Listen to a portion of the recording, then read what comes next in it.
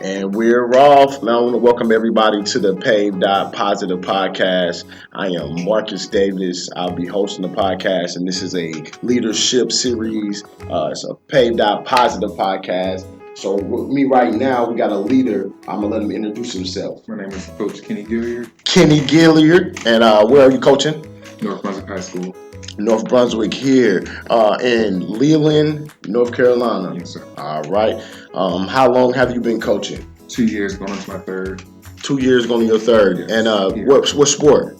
Track and field, and this past year I joined the JV football team. Okay, track and field. So let's talk a little bit about your background and where were you born, raised, a little bit of education. We'll get into all that. I was born and raised in Philadelphia, Pennsylvania, mainly the Northeast and a little bit of the West Side. Education, I always say I've been given the gambit. Starting off public school education, going into Afrocentric middle school, into a Catholic high school, started off at a private college for civil engineering, then decided that wasn't what I wanted to major in. From there, went to community college system here in North Carolina to get my in-state residency, and then I finished off at UNCW. UNCW. Did you play any sports in high school? High school, I did track and football all 4 years. Track, what events? The sprints, the 1, 2, the 400, and all the relays. And what year did you graduate from high school? 2007. So the high school that you went to, do you still have a good rapport with them? That you can get back with the coaches? My high school is no longer in existence. What? Yeah, Philly has combined a few of the high schools and shut down several others. So a lot of the major high schools that I used to know and love are now no longer existent. Are just gone. Man, we take that for granted, especially just coming in the South, like here in North Carolina. Schools, they've been here. It's history. Maybe it was a all-white school and made a transition through segregation. So that's, yeah. So shout out to your high school one more time. Barnadocky High School. All right, Coach, so what made you come down south to UNCW? I would say it was God's plan. I actually had planned on staying in Philadelphia, Pennsylvania. My parents had moved down to North Carolina my freshman year, so everything I had with me was what I had. After I decided to change majors, it was beneficial for me to move, essentially. Instead of staying at that school, paying $40,000 for tuition alone, and my major was changed to civil engineering to English, it didn't make any sense to stay and basically get a degree that I can get elsewhere for cheap. That was 2008, 2009. What were some of those things that you went to build relationships and get to know people and get into society? At the community college, I got involved, became a part of the SGA, sat on the Senate for about a semester. The next year, they voted me in as SGA president. From there, I created a Men of Excellence program that was part of the Carolina Minority Mentoring program across the state. So that was something that community colleges were starting to initiate, and I was part of that initiation at the community college there. So I was able to get heavily involved. Being SGA president, we had 3 campuses that we were over. So I had to create different events for not only the student population, but faculty and staff. Try to get them together for different departments, different programs, and then still volunteering. You leading up programs. Can you tell us a little about the program that you started? Men of Excellence was part of our program. It was under the Minority Mentoring umbrella. And with that, who did you target in the men? Minority students, any and all. With ages? With the school that I had, our average student body age was 35. Okay. So between the ages of 18, I think the oldest person I had at that point was around 40, 45. Oh yeah, and so they coming in with they coming from different places in their life, and you're still just preaching excellence. Taking them out, doing different tours. We actually held our regional conference that year. Had awesome speakers come in. I was actually able to get a friend to come down from Philly to speak to them during a backpack, as we called it. It was like a backpack brigade where we actually went camping and did a lot of team building activities, fellowship, and leadership. Putting in the great characteristics to excellence. So you started all of that, and then how did you end up coaching? How am I talking to Coach Kenny G right now? It's something that I've kind of always done unofficially, being a part of the track and field team especially. We usually have about 2, maybe 3 coaches at the max, And there's a gambit of fields that we have with throwing, jumping, sprinting. To teach people in those different fields is kind of hard, especially when you have a large team. The average size for a track team nowadays, especially at a small school, is about 20 minimum. Medium school could be about 50. Large schools, minimum is 100. So coming from a large school, we actually had a smaller team at that time. And then going to UNCW, it's the same thing where we actually didn't have specific event coaches. We had more broad coaches that covered the specific. So to actually help coach while we was training is what I've always done. I've always been the one to be pulled. Hey, you're good at the block starts. Can you help teach me? I always had a camera, so oftentimes I set up my camera, especially at the meets, take pictures, and that helps me get in the field of coaching and developing athletes. Yeah, and that's where we are here with PAVEDOT. You have to know why you're doing it, and that's what keep your fire lit so that you can motivate the next. See, you even from telling about your background, you notice that you started programs like Men of Excellence because you see where a person is and you want to take them to another level. And that's awesome, man. That's why North Brunswick. My path and career has always kind of been guided. There's never been a I have to. It's always been a recommendation for the most part. For the past 3 jobs, I've actually been recommended for it, and most of the time before I even put an application in, I'll have a call. Hey, can you put your application in because we got a recommendation? You're highly recommended for it, so we want to interview you. But in order to do that process, we need you to do X, Y, and Z. And that happened here where I came on as a coach first. I was actually recommended from the UNCW coaching staff. North Brunswick was looking for a head voice coach, and reached out to the coaches that they knew in the area, if anybody knew of anybody that graduated recently, and vice versa, and the coaches recommended me for it.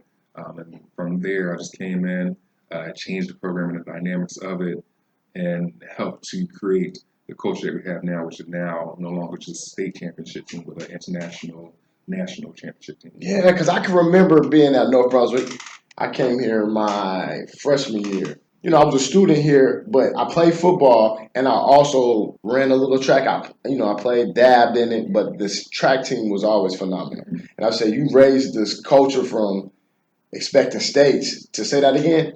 From a state championship team to a national championship team. National. See how a coach can come in and just change the mindset and the culture and the expectations. A state championship expectation to a national championship expectation. What were some things you had to come in and enforce? We definitely had to change the culture a little bit. The ownership of the team itself, no longer just having a straight coach dictatorship. It had to be the team owning themselves. Even though track and field is a collective of individuals, it's still a team atmosphere where each individual helps to add to the collective. So some things I had to change was the attendance policy. We definitely harp on grades because we don't just focus on our current athlete, we focus on their future. So grades alone and attendance was a big shift because, like I said, we had natural athletes where some of them didn't even come to practice at all and competed and still made headlines as far as states. So adding that to the culture, making them their own benefactors of their own future, having their input, creating team captains so that way the team had a voice. It wasn't just the coaches saying everything. Now they understood why we're putting them in different predicaments, why we're pushing them so hard, and letting them know that we don't care about all of them. We care about the things beyond because a local meet is nothing compared to a national meet. And that's the mindset that we had to change them from, we won conference and that was good. Yeah. Conference is okay. Oh, we won state. Because I agree with that concept of looking for bigger, but you also have to appreciate moments. And it is conference, but you still have to have them locked into business as usual. Right. And that part of the coach is very important. And then you also said about the players understanding that it's track and you're running for self, but you're running for teams. That dynamic is something that I need to know more about from the coach's perspective of getting people to buy into their role. You understand it easier when it's a relay team. Right. I think you see it. But so much of the man that's field throwing disc, how do you keep that dynamic of, hey, I'm doing this for the team? We definitely monitor and continue to get all the data. one thing I've always said in the beginning when I talk to the kids and the parents at our parent meeting is that when a kid comes in first place, for example, the 200, let's say a female runs 26 seconds. She came in first place. But at the next meet, she came in fifth place, but she ran 25 seconds. I'm glad with that because that's a major accomplishment. That's her PR. So I don't get hyped with the placements. I get hyped with the improvement of each individual, and that helps to add to the collective. Because with the team captains, with the buy-in of the team, that morality is a different family atmosphere. So they all can push themselves and push each other. Um, with us taking a more step back approach and guiding them in this process of, hey, maybe you should talk to your teammates and help each other out. That creates a different atmosphere. Whereas it's no longer just us helping them out, we're coaching them and teaching them to teach each other and teach themselves. Yeah. Basically, we're helping to raise mini coaches. So if we weren't there, they could easily start practice. If we're running late, they can start practice. And Many that's coaches. where it comes. I like that right there. Many coaches, because sport, for me, my belief is a direct parallel to life. We all have roles. We all need teammates. We need coaches. We need people to motivate you and energy to feed off of. You're teaching to be self-motivated in sports like track and field is very important. It's like a boxer, or it's a mental place you have to go. Could you tell us a little about this year in comparisons to last year? Just going to this is transition, the progress. And I don't know if you're a coach that believes in looking at wins and losses, but developing players is bigger. It's multiple ways to win. And if you would, for our positive podcast here, tell us all the good. Good is definitely what we preach from the beginning. Me and my co-coach both came as quote-unquote out-of-towners, out-of-staters. We came back here to North Brunswick High School in Leland, North Carolina, and our dynamic was from the northeastern sector where we were able to connect with other coaches from other colleges, even some national coaches on the field of playing the Olympics and those arenas. So we were able to rub elbows with the big league, and we had to bring that perspective to the student. So the shift last year was coming in new as coaches. I came on board first, beginning of the semester, and then my co-coach came on mid first semester. How many coaches? It's 4 total now. There's 2. Shout your coaches out. I know you can't do it without them, man. Coach Dice is my co-coach. He focuses on the event-specific details. Coach Byers is the female head coach, and Coach Holden is the other assistant female coach. So we created a different diversity in the team as far as what we were expecting. We hit them hard from the beginning. We told them that these local meets, we appreciate them, we know them, but we're looking beyond that. We're looking at nationals, we're looking at pin relays, and that's all things that was never on their plate before, especially as a state team for the past 4 years in a row. So we had to understand why that mindset was. A lot of them didn't even think they could. A lot of them didn't think they would be great for it. They didn't think that they could qualify for it, and we had to break them out of that mold. So our first year, indoor was the big transition where we just had to get the team together, the mindset. So there's legit some athletes that didn't want to come back because they knew we were different coaches. They were fine with the old ways of not going to practice, not putting the work. But the ones that finally did come back in spring understood that we were here, we're not changing what we established. So the spring semester was a test semester, and we actually had a team that qualified for nationals for the first time ever. We had a girls 4x1 relay, a girls long jump, and a boys long jump. They all placed within the top 50 of their perspectives, and we actually had the boys long jump qualify and come out with a 5th place medal in the emerging league. So that was the first standard that we actually can get there. So we had a conversation with the team afterwards about your work ethic and what you did in order to get here. And they said that just exactly, that we worked just to get here. We didn't work to compete at that level. So that initiated the change in mindset. Now that they had a taste of what it was, the atmosphere, the location, the crowd, the accolades that come from it, that fed it the fire and that gave it more. So this past semester, it was, as we call it, a record-breaking semester. Now we're into our second year of the program. First of the indoor semester and the indoor season, and we're breaking records left and right. We had 2 girls especially that went back and forth breaking records. One would come around in the 300, broke school record. What's the school record? The 300 meters girls school record is now 42:41. And that was broken by Alyssa Godby. During that race, it was actually Courtney Lyons who first started it. After Alyssa broke it the first time, Courtney then came back and broke it the second time within a minute. And then the meet after that is when the new record was set. Alyssa broke the record again, trying to beat out Courtney, who just broke it. And then Courtney was about to come back and beat it again, but she was already maxed out in 4 events, so she was a little tired from that one. Yeah, she maxed out. I love it. I love it, Coach. Getting them to put they all out to chase those records. And then the great thing about seeing the results is motivation. Oh, I can do better. And then you have some players who just like, oh man, I'm only a freshman. Wait until I'm a senior. And that is what it's about. It's about putting hope in the future of these young athletes because life outside of sports, and that's what we're going to transition to. Understanding that you putting this national mindset over, conference. It's not down in your conference. It's saying the world is yours to conquer.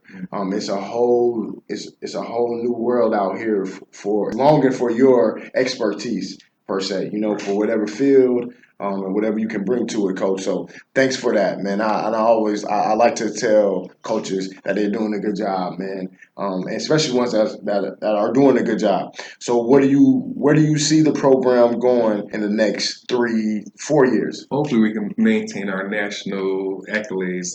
We're actually going to pin relays within 3 weeks. We're already slated to go to nationals again for outdoor. So hopefully, we'll be able to continue that. The one that started the trend last year with the 5th place was a sophomore. He's now a junior. He's the one that has broken his own previous record. He's the one that is now the All-American National first place long jumper of this past indoor season. So he's already qualified for outdoors. So we definitely have that on our shoulders. So him in his junior year, he has a whole nother year left. And it's just training up the others to come behind him, knowing that he started off as a sophomore going to nationals and getting those accolades and coming back and pushing. And it's not like we have kids that are boastful and big-headed. He's one of the most pleasant kids that we can work with, shy, bashful, and he would actually recommend and prefer that his teammates go. He pushes his teammates to do better. If he can be behind the camera, he'll prefer it, but we push him out there because he deserves everything and more. Oh, yeah, that's great. To have that leadership on your team, I know it's not hard to pick captains when you got people that's speaking for it as well. So anything outside of the community that can help your program that you would like to plug on the podcast? One thing that I'm working with now currently is a minority momentum initiative here at the high school, just helping our minorities, especially men, to get involved, to stand up and be those leaders. They're the same leaders on our team. They're the same leaders on almost every team now. We're just creating a culture for them to establish, be more, and be greater. Timing is short. High school is short, so we're trying to get them to know and understand beyond that. This past few meetings, we've only met with them 3 times already, and they're doing outstanding. They've changed the culture of the campus where we now have Taylor Tuesday. Kids are dressed up in button-ups and whole 3-piece suits. The student body has never seen that. Yeah, you just missed that. Oh, man. I actually got a picture of that we definitely, it's just the dynamics, the changing of it. No longer sagging. We taught them code switching so that way they understand there's a time and place for everything. So the teachers also see it's like, hey, we can see that you can dress up and we can see that you can act right. Now is implementing into the classroom. So it's taking that mindset from not just being in a classroom, but being a part of the community as a whole. So we've done different outings with them already. We actually pulled their entire transcript and focused on their core GPA. What do they want to do in the future as far as their college career? If not college, trade, military, whatever the case may be, and map that all out. Yeah, tell them pick one and this is how you get here, this is how you get there, and then be ready for everything else outside of it. And that's why. Do you let your players play multiple sports? Yes, we actually encourage our players. Talk it, coach. Why do you encourage that? At a minimum, with us looking at the athlete, most coaches look at you and it's a different mindset that's now changing for the better. It used to be, it's my athlete, you can only work for me, you can only be on my team, and that was it. To develop the athlete, especially on the college level, they prefer athletes to be at least a minimum two-sport athlete. That's a lot of the athletic scholarships coming from. The reason being is because in the off season, that gives proof what they're doing. If they're a football athlete, coaches love if they play basketball, track, lacrosse, soccer, anything else, because that shows that they're constantly involved, let alone that they can maintain their GPA.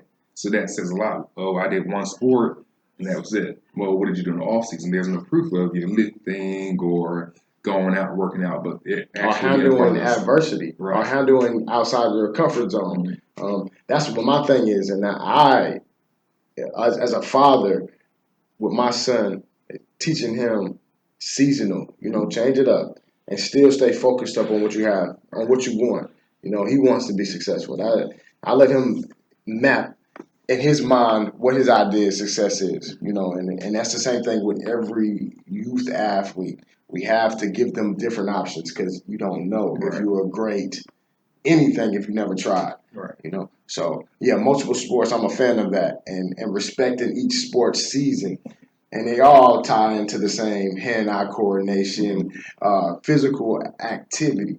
So it shouldn't be that this is my sport for here, and it's too much living basketball. I don't want you to go out in the football field and have this. You got to live in the moment, You can't get it back. I can't get my high school career back. Right. And there's some things I would have done differently, we all, but you got to appreciate those moments. The last thing I got here, you are an African-American male leader, positive leader, and then it's always good to have those on the podcast, articulating their vision, their purpose, and how do you see this? It is 1 month out of the year, February, the shortest month out of the year. It's Black History Month, man.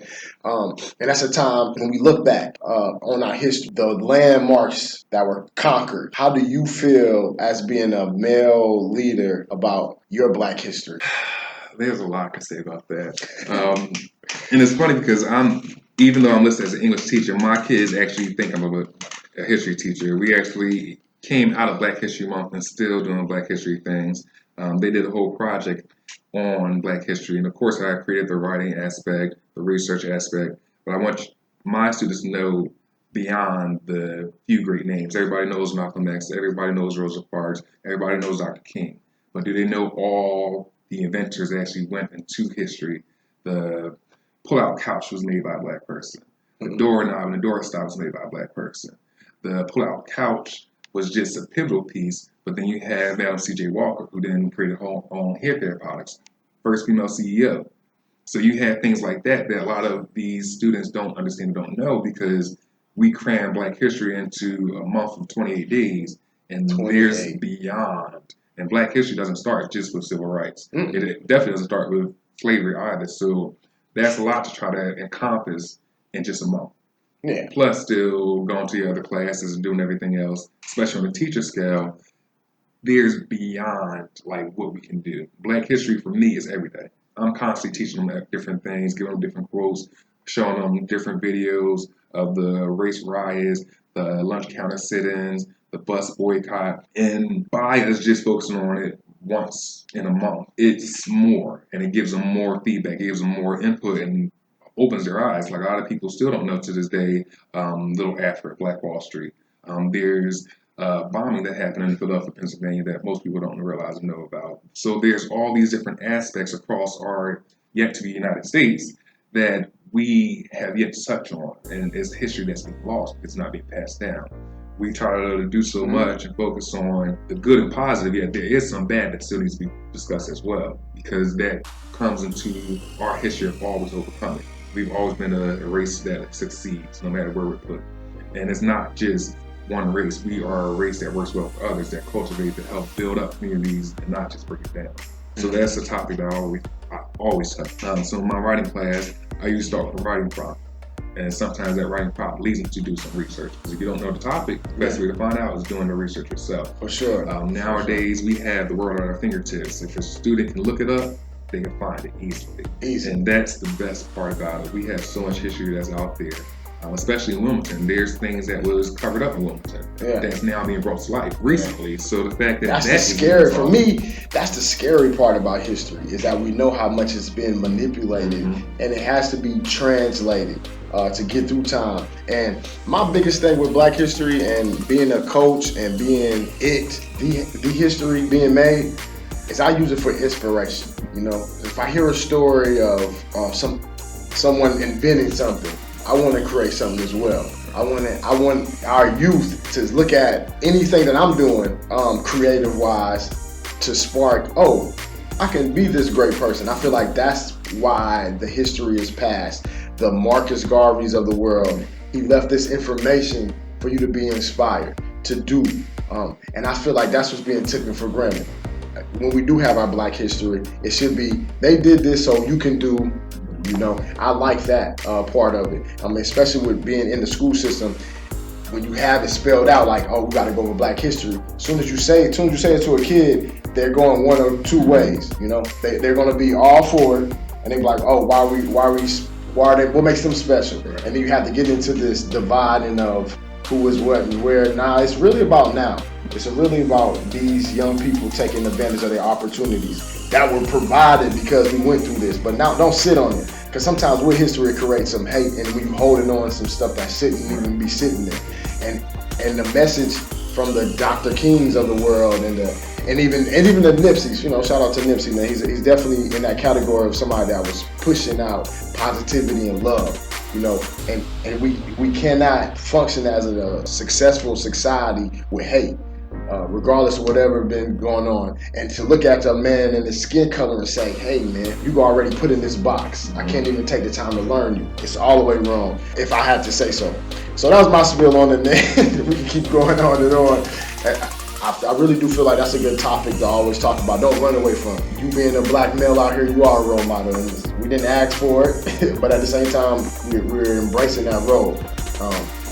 And I do say I appreciate your time coming to the podcast, man, and I do feel time is the most valuable thing we have on this earth, man, and I appreciate every second that you gave to this podcast and to these kids at North Brunswick, and much luck and success to you this year. Thank you. All right. Any way you want to plug North Brunswick and how we can get involved and how we can help, again, this is your chance. You can hit me up, Facebook, Twitter, Snapchat if you want. Coach Kenny, I go by. You can email me at KGILLIRD at BCSwan, SWAN, that's at North Brunswick. So that's when can we see the speed? When can we see? When is track season starting? I know it's springtime now. Track season is in full swing. We actually have county championships today. Screaming Eagle this Friday. Next up is Penn Relays. After that, state, regional, and national. So we're in the thick of it at this moment. All right. Good luck, Coach. Thanks again.